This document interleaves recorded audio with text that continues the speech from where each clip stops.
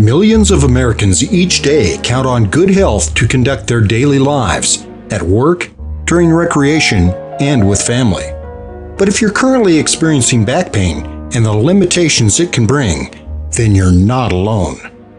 Up to 80% of Americans will suffer from back pain at some point in their lives. Americans spend at least $50 billion a year treating back pain. Back pain is the second leading reason that people visit doctors.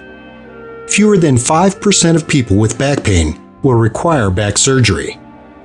Disc ailments, including bulging, herniated, and disc degeneration, is often the cause of back pain symptoms. So what is disc degeneration?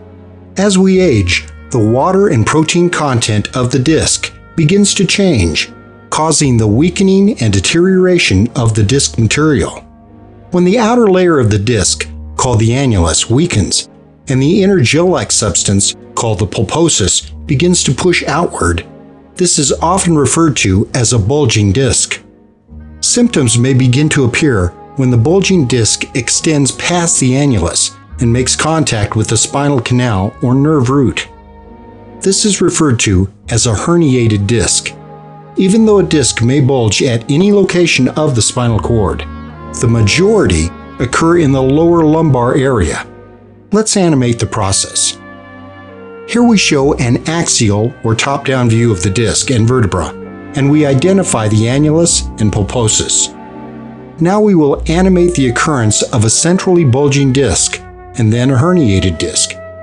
Notice that under the stress, the annulus may weaken over time and eventually herniate or rupture without proper care.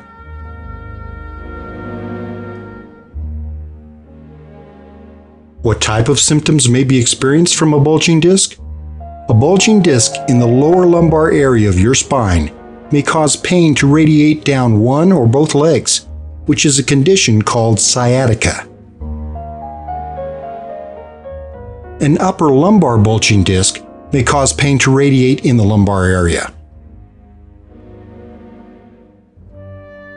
A bulging disc in the lower cervical region may cause pain to radiate down the arms and into the hands. A bulging disc in the mid-cervical area may cause pain to radiate into the neck and shoulder area. And finally, a bulging disc in the upper cervical region of your spine may cause headaches and neck pain. Acute pain may not be the only symptoms caused by a bulging disc. A lower lumbar bulging disc may also cause less painful symptoms, like numbness and tingling throughout the back of the legs, feet, and toes. A bulging disc in the upper lumbar area may cause pain in the thigh and pelvis area. A bulging disc in the lower cervical area may cause numbness throughout the arms, hands, and fingers. And finally, a bulging disc in the upper cervical area of your spine may cause numbness and tingling in the neck and head area. Now there's an alternative for disc degeneration, without surgery or medications, that's been proven effective during clinical studies and is about 10% the cost of surgery. The treatment is called spinal decompression therapy. How does decompression therapy work?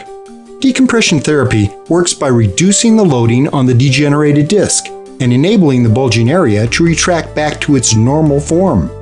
By reducing the loading, vital fluids and nutrients can flow back into the disc and allow the healing process to begin.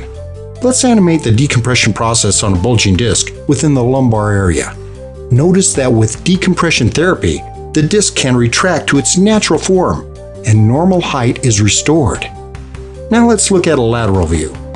As vertebral pressure on the disc is reduced, we can see that the bulging area begins to retract back to its natural form.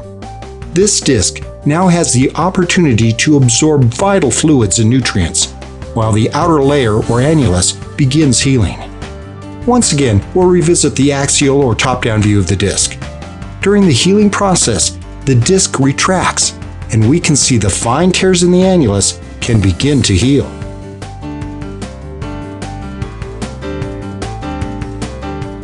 The road to recovery from disc degeneration requires commitment by both the doctor and the patient. To experience maximum benefit, the patient should undergo rehabilitation and strengthening exercises to provide better stability for those areas where disc degeneration has occurred.